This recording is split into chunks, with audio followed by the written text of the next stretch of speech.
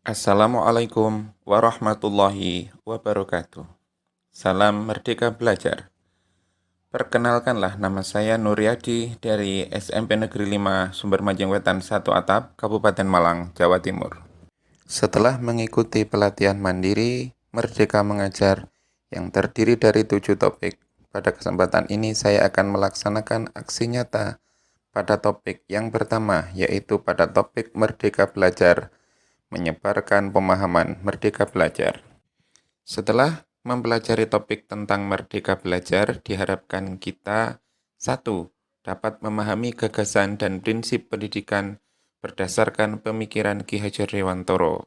Kemudian yang kedua, yaitu memahami untuk memfasilitasi murid agar tumbuh sesuai dengan kodratnya.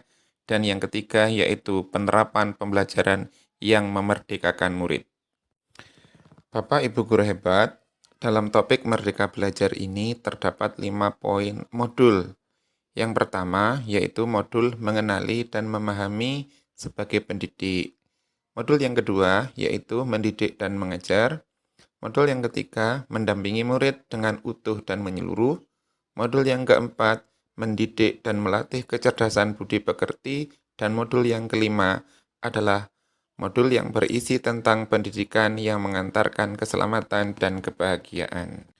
Bapak Ibu Guru yang luar biasa, dalam modul pertama tentang mengenal dan memahami diri sebagai pendidik berisi yaitu kita harus memahami dan menghayati diri sebagai manusia yang merdeka untuk selalu terus belajar.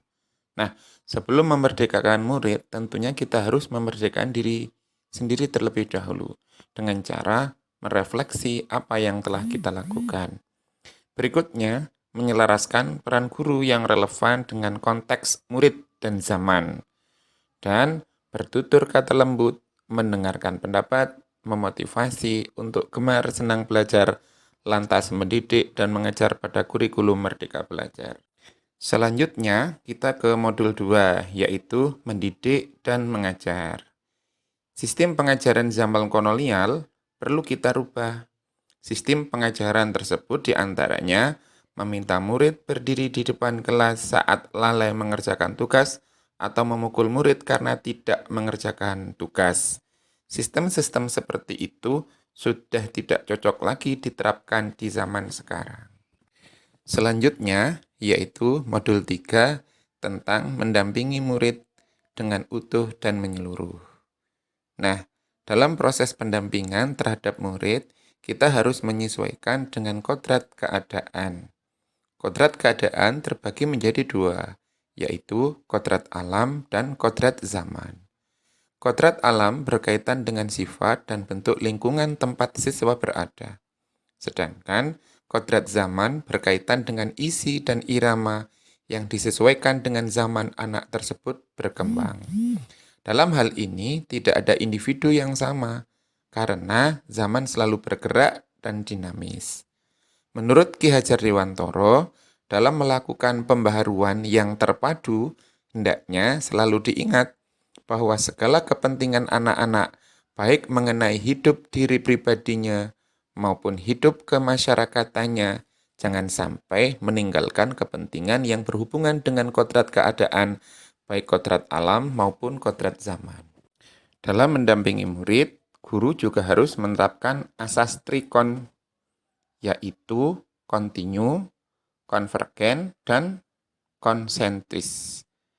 Asas trikon dianggap menjadi solusi yang tepat untuk menuju pembelajaran yang berpihak pada murid.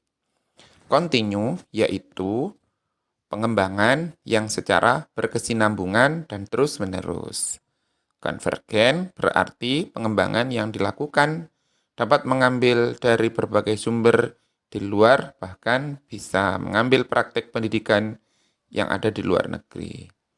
Yang ketiga, konsentris artinya pengembangan pendidikan yang dilakukan harus tetap berdasarkan kepribadian kita sendiri.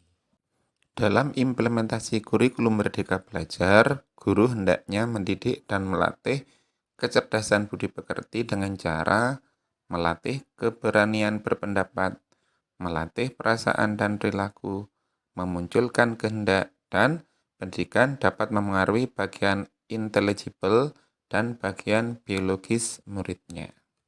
Selanjutnya, modul yang kelima. Pendidikan yang mengantarkan keselamatan dan kebahagiaan. Pendidikan sebagai tuntunan sudah bukan zamannya lagi guru mendikte murid, melainkan guru sebagai fasilitator atas kodrat alam dan zaman murid tersebut. Selanjutnya, setiap murid memiliki kodrat kekuatan atau potensi yang berbeda, yang disesuaikan dengan kodrat alamnya dan kodrat zamannya.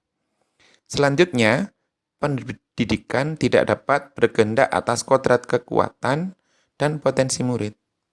Kemudian, menerapkan sistem among dan semboyan Ki Hajar Dewantara, yaitu ing ngarsa sung tulodo, ing madya mangun karsa, tutwuri handayani. Selanjutnya, menerapkan pembelajaran proyek serta digitalisasi pembelajaran. Terdapat trisentra pendidikan, yaitu yang pertama keluarga. Karena keluarga merupakan pendidikan pertama untuk seorang anak. Keluarga tempat seorang anak tumbuh dan sangat mempengaruhi terhadap kepribadian serta pendidikannya. Pendidikan keluarga menjadi dasar pendidikan seorang anak, terutama dalam penanaman nilai-nilai agama, bersikap dan berperilaku budi pekerti, dan cara pandangnya terhadap segala sesuatu. Yang kedua adalah sekolah. Sekolah adalah rumah yang kedua bagi anak, yang menyediakan pendidikan berbagai ilmu pengetahuan, keterampilan, budaya, dan juga budi pekerti. Dan yang ketiga adalah masyarakat. Pendidikan di lingkungan masyarakat, layaknya keluarga dan sekolah, sangatlah berpengaruh terhadap pendidikan anak, yaitu tentang bagaimana anak itu bergaul dan berteman. Demikian pemaparan aksi nyata dalam topik Merdeka Belajar dari saya. Terima kasih. Salam Merdeka Belajar. Assalamualaikum warahmatullahi wabarakatuh.